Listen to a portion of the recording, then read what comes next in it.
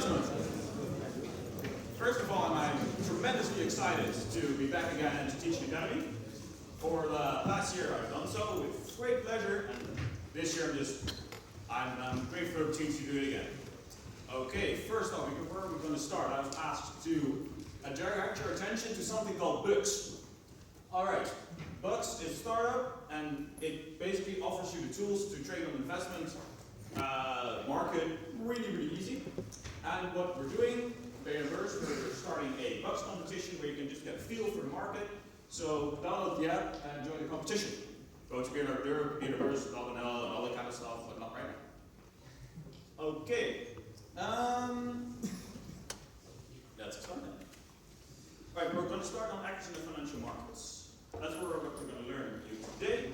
Just get a little bit of feel, who's there, who's in play, what is an institutional, what's an order book, what's an exchange, what's the difference between a broker and a prime broker, all these cool sounding financial terms, we're all going to explain to you today.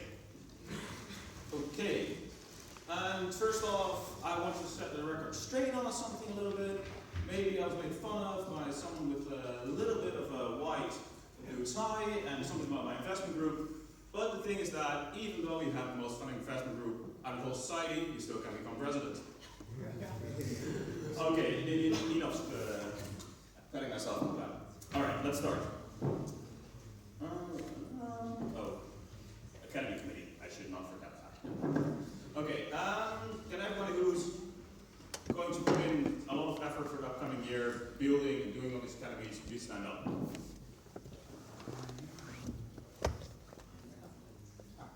You may applaud.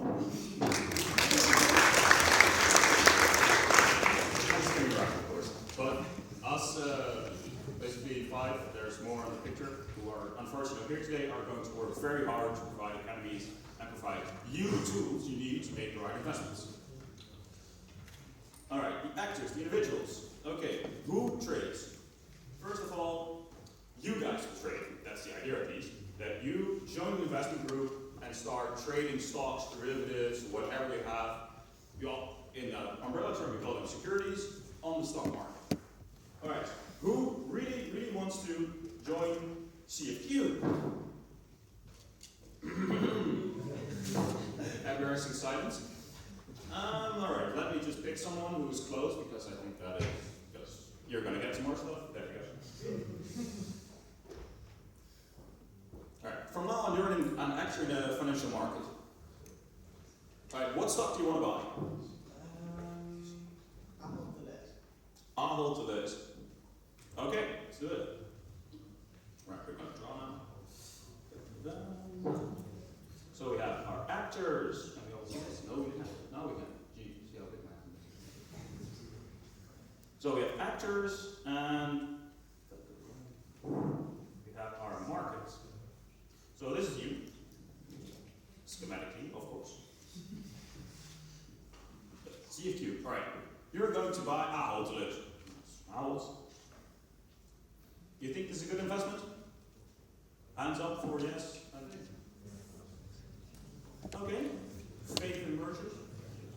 Alright, so if say CFQ wants to stop, can he just buy it? Where do you even do that? What does our friend here, who is not tied as tie, where is he going to get his stock? What is he going to do? Anyone have any clue? In the back. Please stand up and speak pretty loud. He goes to a stock exchange, which is a place where companies they list their equity in their businesses, and then through that you can at the stock exchange you can buy a share from. Okay, all right. It's going to the stock exchange. That's actually one step too far, because if you, although a broker, yes. And thank you for your contribution, and thank you. He's going to call a broker. A broker. And broker's going to get it on the exchange.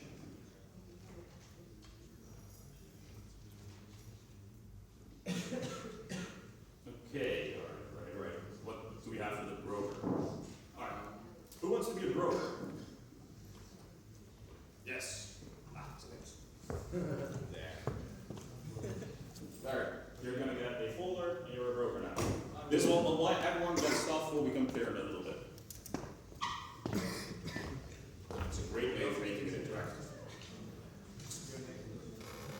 Alright, so that broker. Now what he can do is, maybe he gets a call from someone else.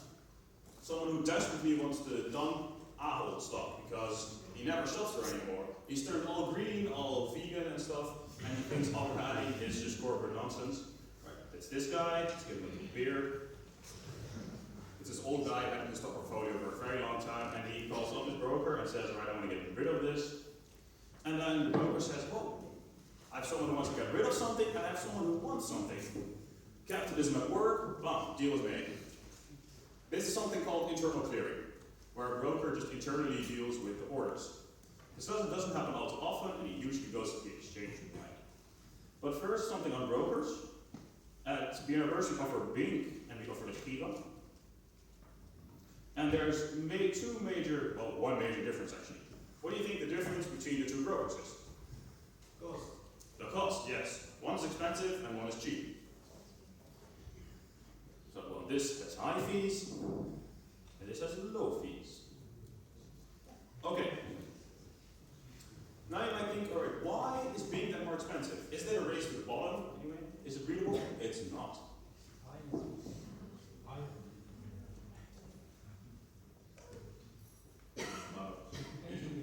Focus, I guess. Alright, I'll keep on talking. Okay, so basically the difference is that Bing offers a much better platform. A better platform where you can do much more analysis that helps you make better trades. That's worth something. The second is that they offer more products, more securities. If you want something weird, Bing is a better chance that they'll have it. And there is a reason why the Giro is cheap. It's because they do something, among other things, called second lending, or securities lending. Basically, once you have bought a stock at the Giro, it sits nice in your account, you think, ooh, it's mine, I own my little stock, but you don't. Well, you do, but you agreed, in the terms you didn't read, that the Giro is allowed to lend out that security. Basically, some hedge fund or some broker or someone calls up the Giro and says, all right, hey, I want to borrow some Ahold stocks for whatever nefarious reasons. And then the Giro says, all right, you have collateral, so it's cool, and you pay us a little bit. And that's why fees are low. So here we stumble upon something fundamental of the stock market is risk return.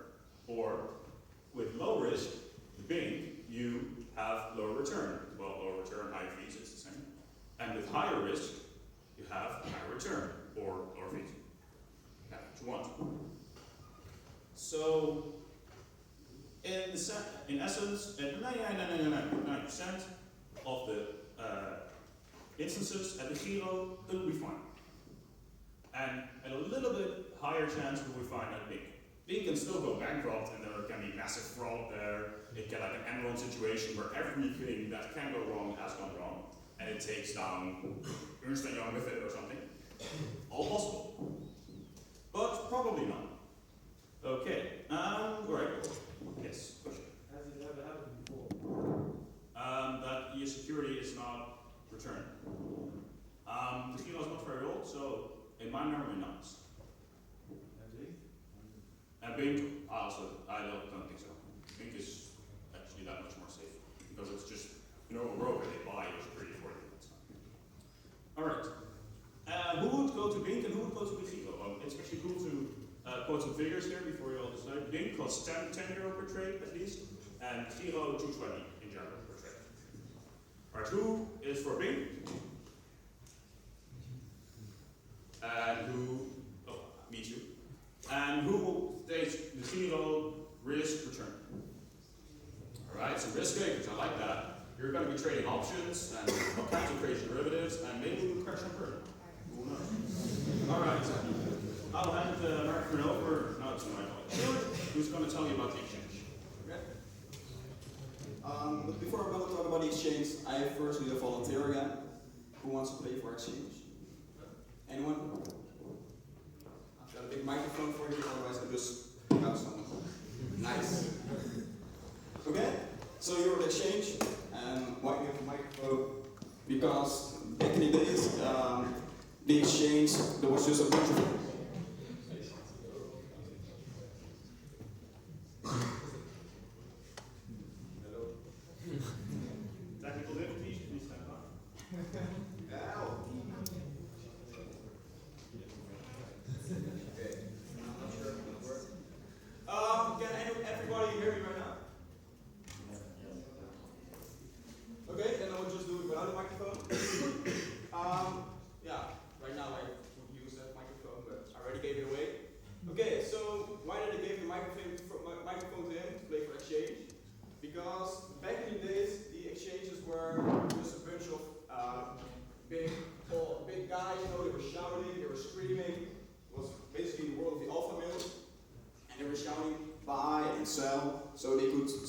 the orders and to be the fastest that way. And currently the change is happening. We have, of course, the computerized revolution, and right now most trades are done via the computer. So this will be a more realistic view of an exchange currently. So these computers take your orders and they will execute them. Okay? Yeah, but if you actually want to visit the exchange, we, as B&R Beurs, we organize a trip to an exchange. It's called Euronext. Yeah, we visited, we get a nice tour around there, so if you're interested and really want to see the place itself, join B&R Beurs. I think it's in a couple of months, and we'll just visit it together with a group of cool guys and girls. Okay? But back to the more theoretical stuff. Okay. So what happened is we have, does it work? Yes. Okay. So let's CFQ, the guy over there, and he wanted to make an order. So he called his broker, and his broker was somewhere over there. Okay, yes. So the broker now goes to the exchange. The individual itself cannot go to the exchange because he doesn't have the rights or stuff or material, blah blah blah. It's a little bit more not really interesting to go in depth about that. So the broker goes to the exchange, and yeah, he places his order. So CFQ, I heard you wanted to buy some Ahold stock. How many do you want to buy? 10. Okay, you want to buy 10 stocks? No problem. So what the broker now does is, the CFQ goes to the broker, I want to buy 10 stocks of Ahold. The broker goes to the exchange and says, okay, I want to buy 10 stocks of Ahold. The first thing where the order comes right now is in the order book. Just a small question. Who of you already heard of an order book or know what it is? Hands up if you know. Okay? And to the guys who don't know, what do you think it would be?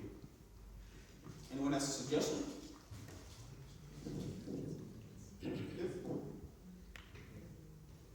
Don't be shy, guys.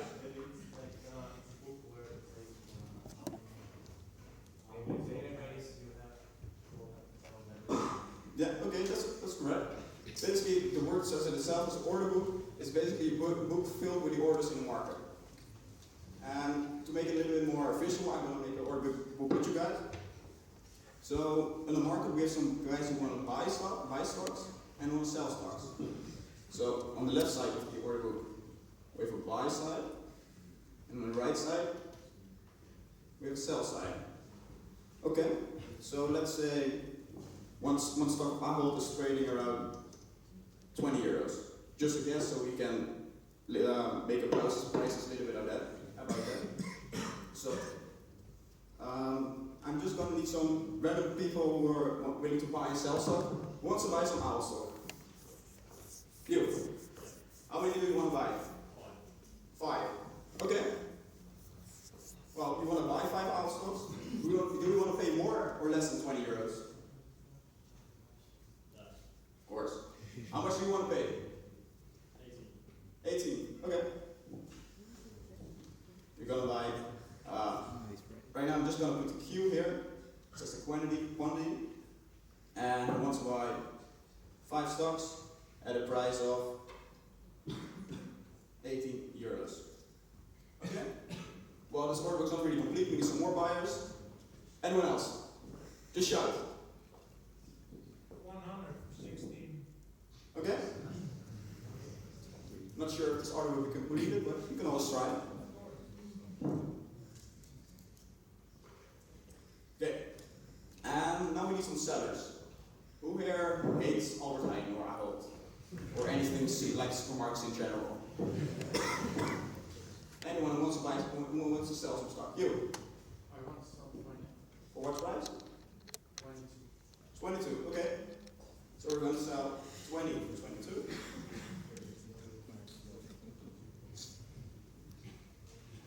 And we're going to sell 20. Okay, need one more. 100 enterprises. 100 is going to sell for 21. So basically, this is what happens in an exchange in reality as well. We get buyers and sellers, And the current price is 20 euros. But we got buyers that are greedy, they want to buy it for less than 20 euros, and we got sellers that are greedy, because they want more than 20 euros. So this basically establishes the supply and demand of owl stock. And of course, they're not completed because the stock is trading around 20 euros. So neither party will get their trade fulfilled. Okay, so now we got our investor, CFQ, and yeah, he's going to the market. He says, okay, I want to buy some stock, but if you're an investor, you want it to be intelligent, right? So just to teach you some financial words.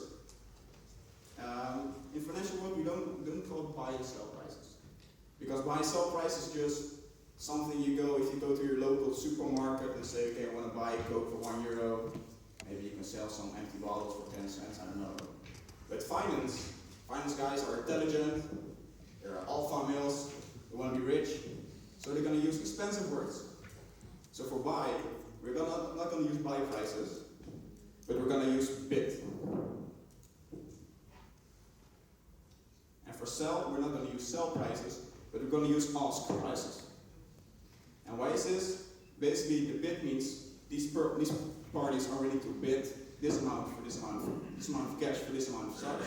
And on the other side, these parties are asking 22 euros or 21 euros for this amount of stock. Okay? So our buyer, CFQ, goes to the exchange and he says, okay, I want to buy 10 stocks. If I'm correct? Okay, he wants to buy 10 stocks. And at what price do you want to buy them? 17. Okay, 17, but let's say you want them directly. 21.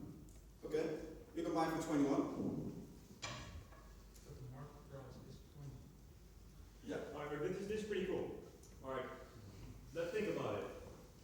What are market prices? What do you think market prices are? Whatever the market is willing to pay for. Exactly, and how much is the market willing to pay for Apple? The average. Excuse me? The average. And the 18. And how much is people willing to sell Apple? 21, yes. So the supposedly worth of Apple of 20 is just the last completed trade. Doesn't exist. It's right before I start quoting from a very, very good movie you should all see. See, there is no price that can be established for Apple right now because there is a deal can be made. So people are willing to give 80 for it, people are willing to sell it for 21. There's no trade. Alright, but we're going to show you how the trade will work. Yes, I'll take it. Okay. Alright, so basically you said you wanted to buy for 21. Alright, say if you want to buy for 21, then see there's still costs to be made with trading, so you'll buy for 21 and 1 cent. Right, put the order in order book for 10, 21, 1 cent. Okay, then you call up your broker, or I please want to buy it for 21 cents, and he puts it in the order book. Alright, now someone wakes up, a new actor in the market. Someone who we in a little bit of a simplification called a market maker. Alright, within 1 millisecond, 1 microsecond, he has seen that there's an opportunity for trade. Alright, where's that opportunity? It's here. Right here. So what the market maker is going to do is he's going to buy from this pile 10 stocks, so it becomes 9. And now the market maker has paid 10 times 21 for 10 stocks of Apple. Alright, we also need a market maker. Who wants to be a market maker? Have cool sunglasses? There you go. Come on, please. Okay, who had the Apple stock? Who had the bull bar? There we go. Right, it's sold. So who does it go? Yeah, alright, who's buying your stock? Exactly, well, just for simplification, that's 10 stocks. Right, now the market maker has it. Right, what is the market maker going to do?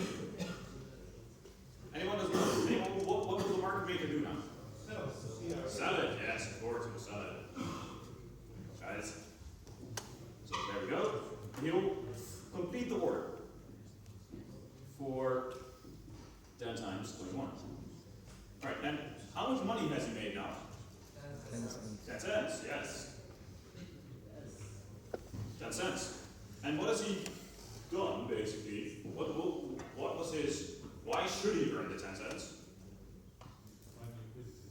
Exactly. Well, he provides liquidity, well, not really, because he just does the trading, but he's the fastest. He's the first one to execute the trade. Other questions? Yeah, but why does the initial holder of the stock just don't sell to the one who wants to pay like 21 and 1 cent? Because then he would make money, and now he's just selling it through to the market maker. That's a good question. Basically, this is sort of what's happening in the order book. It's a physical human who puts in the order in the order book. When he did it, there was no place he could make the trade, make the deal, so it was just put in.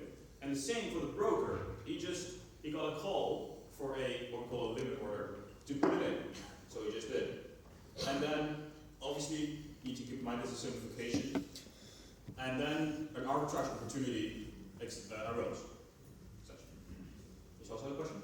Yeah, the exchange market wants the fee. Excuse me? Exchange. I need the fee. I'm the market exchange, so I need the fee for transaction.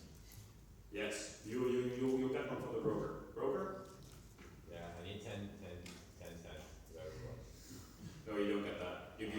Right, so how does a exchange stay alive? Basically, brokers pay a fee to get access to the exchange.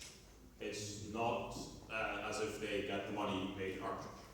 But isn't there a commission for transactions? Alright, to be fair, I don't really want to delve into the fee structure for exchanges. It's just not very interesting, but in general, it probably is. So for every trade, there's basically a market maker like a bank or something, an institution that's matching the bid and the ask price, basically. Exactly. But the broker is only the one who puts it in the books. Yes. Wow. Okay. And the broker makes his money off his customers who pay the transaction fee for exactly doing this. Right, well, it looks a little bit ridiculous right now, I understand, because it's sort of a simplification. Further questions? Right, no, then we'll continue. Alright, basically, you've sold it now, so your gold bar goes to who? Well, no. The broker first. Right. Gold bar goes to the broker. And who's your client? CFQ. And that is essentially how a stock gets traded.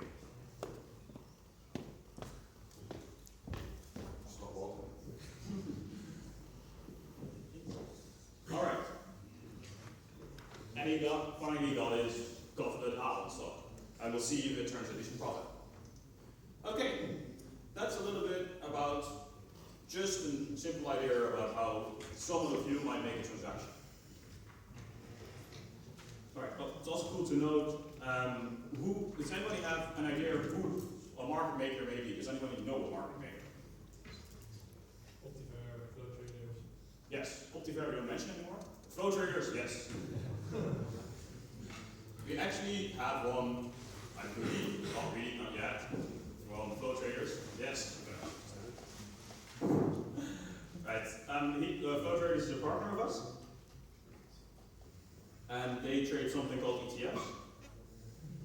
And if you want to know more about market making or anything, they organize a poker tournament somewhere down the year, and then you can ask anything basically you need to get a job there. And we have proof that it works, and it's in the back. Okay, that was an easy work.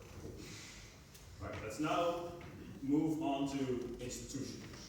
Again, have our actors and markets.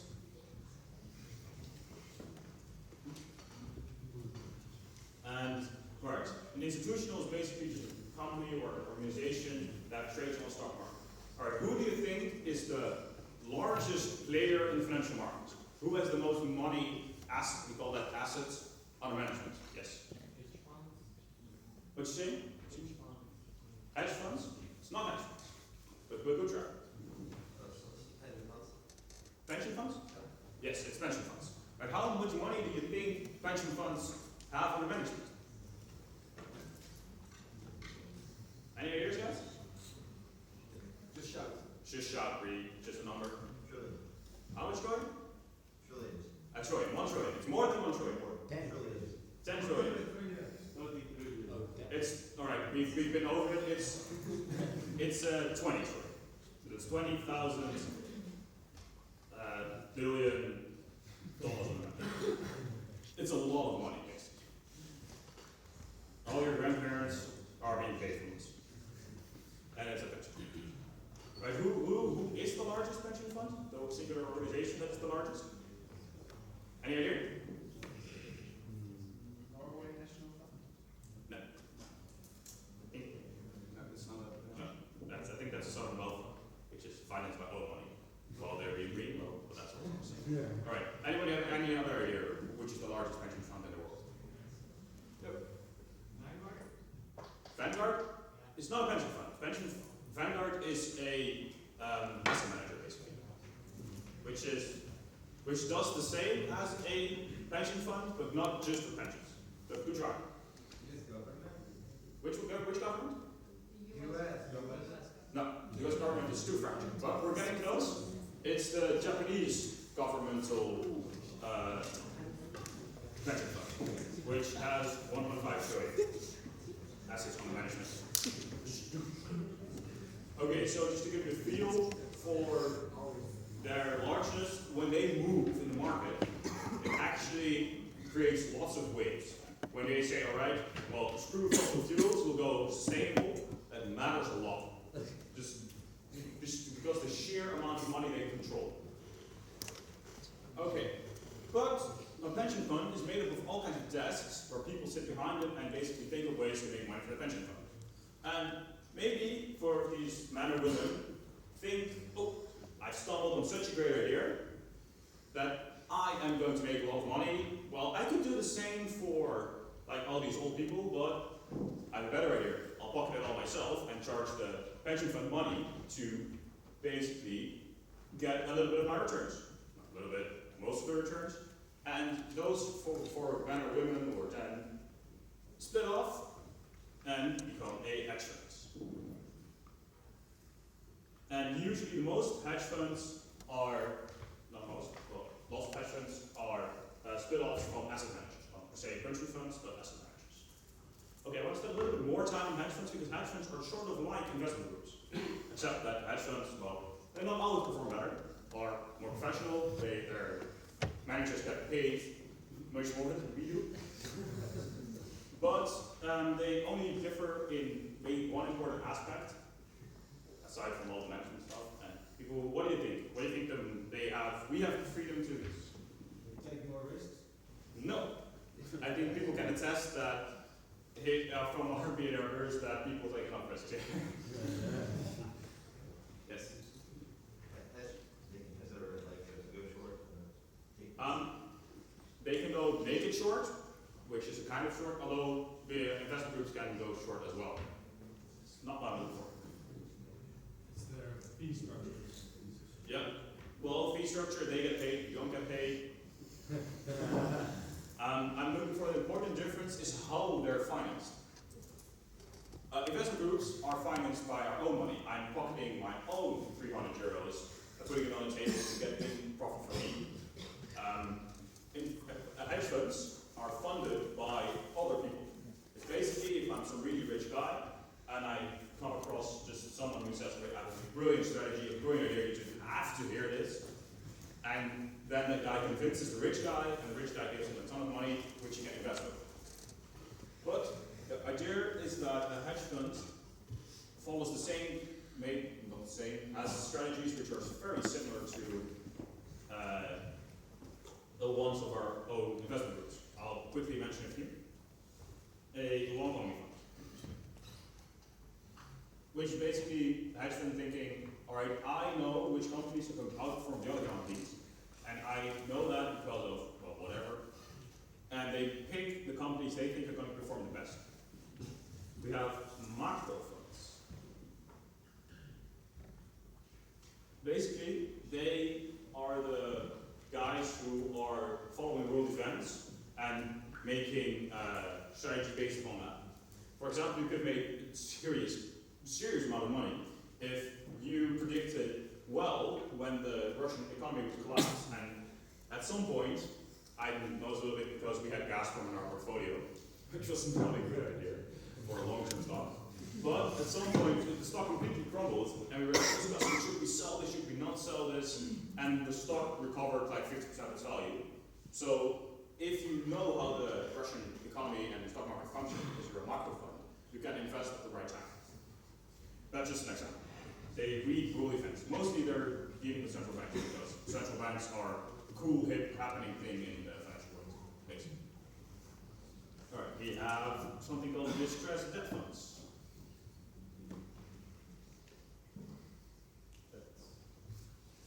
All right, basically distressed debt funds.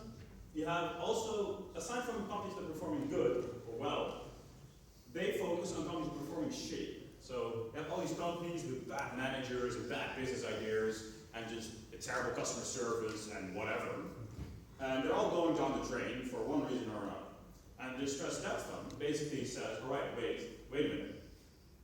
I can actually buy these companies at a discount now because everyone thinks they're tanking. And I know which ones will perform well because we just need to get out this manager or just need to fix up their pay structure or whatever. And as such, they can buy companies at a discount and be with them for the right upcoming. Distressed debt funds. Then you have quant funds.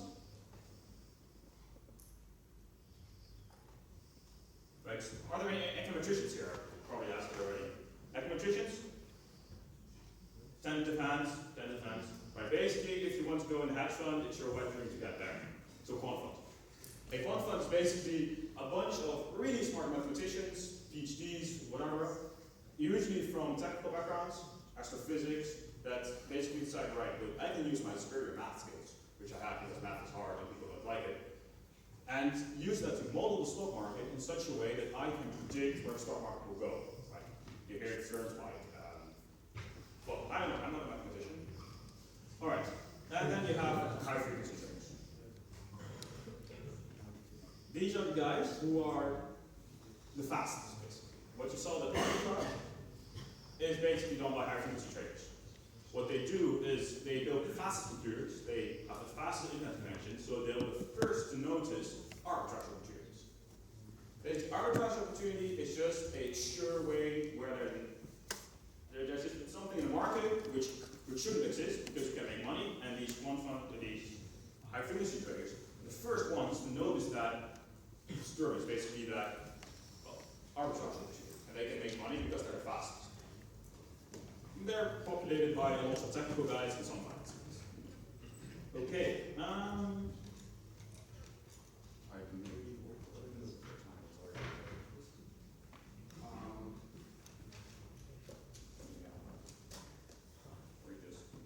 Alright, basically what?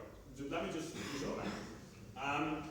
We still have a little bit prepared on market makers and what happens when a large institution buys a stock on the stock market and how a market maker will react to that stock. This takes about, I think, 15 minutes to explain, but we're out of official time. And you know, it's from right now on, science tells us that you start paying less attention. So do you want to continue, or if you think this is fine, the story is nice and round, be as well. Hands for continue? Hands for okay. Alright, hands for beer then. Alright, those are two hands, we continue. Yes. Okay, I'm going to give it over to Stuart again for explanation on the exchange and time over. Okay. So what we're going to do now, by the way, if you have to go or you cannot find anyone time or just really want a beer, you can feel free to leave. Just make sure you leave quietly and have fun. Okay. Okay. Okay, so now we look again to the same process of buying stocks, only this time not for an individual, but for an institutional. So this means basically the difference between an individual buying stock and an institutional buying stock is institutionals buy larger amount of stocks. Say an individual just bought 10 pieces of AL stock, an institution might buy 10,000 pieces of AL stock. And the problem with these institutionals is that when they're buying stock is not always available in the market. Let's say you want to buy 100,000 pieces of out stock. It might be that there are not enough sellers of out stock to complete an order. So that's why these orders go to a little bit different process. So let's say we have a pension fund, and this pension fund wants to buy, let's say, 20,000 pieces of out stock instead of the 10 we used to buy. So pension fund, for example, goes to a hedge fund, and hedge fund says, okay, I'm going to buy 10,000 pieces of out stock. And hedge funds still needs to buy the stock on exchange. But what the hedge fund is going to do is not going to a normal broker, it's going to something like called a prime broker. So they're going to a prime broker.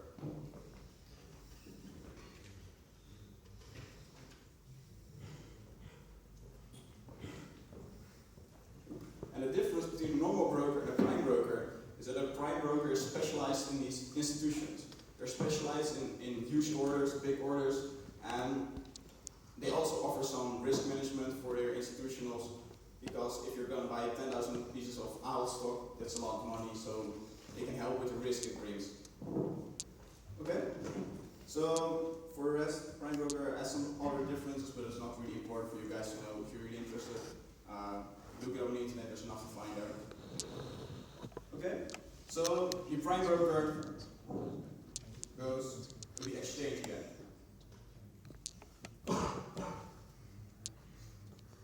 Okay? And again, we're going to make an order book.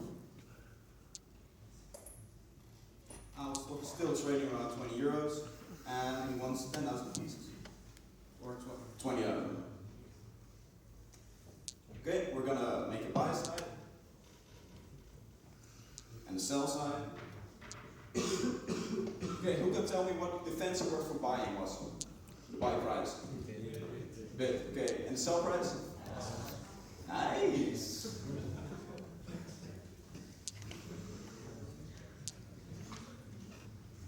Okay, so I'm just going to make a market myself so it goes a little bit faster.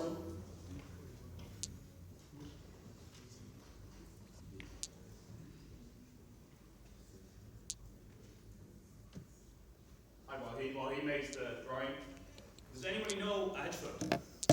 Does anybody have an idea of, does anybody know a hedge fund? Just was sort of curious if there's someone knows one. Goldman Sachs is an investment bank. Well, Goldman Sachs does so much things, they'll probably have a hedge fund, but it's not pure hedge fund. Excuse me? Obama fund. It's a fund, not a hedge fund. Renaissance Tech. Renaissance Tech. I don't know it, but that sounds actually like a hedge fund. I'm getting the nods here, so good one. Bridgewater. Bridgewater. Is that also, yes, also a hedge fund? Yeah, I don't know them all. There's Blackstone. Blackstone is not a, it's a private equity firm. And basically private equity firms, they buy a lot of firms instead of investment. Pershing Square. Pershing Square? Okay, anyone know a Dutch one? Alright, the biggest one is Transnet, which is sort of one fund, and I haven't heard of it until like very late last year. One that's comes to our symposium on Taurus, also. Alright, and how's that? Yeah, there we go. There we go. Okay, so it took some time, but okay. So right now we have our institutional is going to the prime broker, and the prime broker is going to the exchange for him to buy in 20,000 pieces of our stock. So right now we may have a little problem because it wants 20,000 pieces of our stock, but as you can see on the sell side, only 4,000 pieces are offered. So that's the first problem. And the second problem you can see is the more stocks he buys, the higher the price is. Let's say he buys 1,000 pieces of our stock, he's only paying 20 euros and 50 cents. If he's going to buy the additional 1,000 pieces of our stock, he's going to pay 21 euros, and so on. So there's also a negative thing of buying with large orders. If you're going to execute a large order, you're going to pay a lot of cash. And basically you're going to pay way more than the stock's actually worth. Okay, but let's say the pension fund thought about it, and he thinks, okay, I want the out stock, I want 20,000 pieces, but I do not want to pay more than 21 euros. So So he says to a broker, no, not more than 20 euros. So his broker goes to the exchange, checks the order book, and he sees, okay, this trade I can execute because it's less than 21 euros, and this trade, well, that's just fine, but I can still execute it. So what does the broker? Places a buy order for, 1,000 pieces he buys for 20 euros and 50 cents, and 1,000 pieces he buys for 21 euros. Okay, so basically we have the same orders on the buy and sell side, so we can execute it. Now what happens is there's still a market maker, and a market maker is just a bunch of maybe a little bit geeky guys with computers, and these computers, they notice these trades. They say, okay, someone is suddenly buying 2,000 shares, and that's a lot because there's only 4,000 shares on the market. Okay, so they start thinking, the algorithm starts learning and think, okay, well, maybe it's something interesting, maybe it's a pattern, or maybe it's going to happen again. Maybe we can profit from this. Okay, so the next day, pension fund wakes up a little bit late, same does the prime broker, and just after lunch, let's say after 1 p.m., same he did yesterday, he goes to the exchange and executes the order because in the morning he went partying yesterday, so he has to take it a little bit easy. So at 1 p.m., goes to the exchange, he sees again, okay, I can still buy 2,000 pieces for 21 euros or less. That's great, I can do this for my client, so I already have 2,000 more stocks for him. So again, he places the order, 1,000 stocks for 20 euros and 80 cents, and 1,000 stocks for 20 euros and 50 cents. Okay? Again, we have the same trade on the buy and sell side, so they're executed.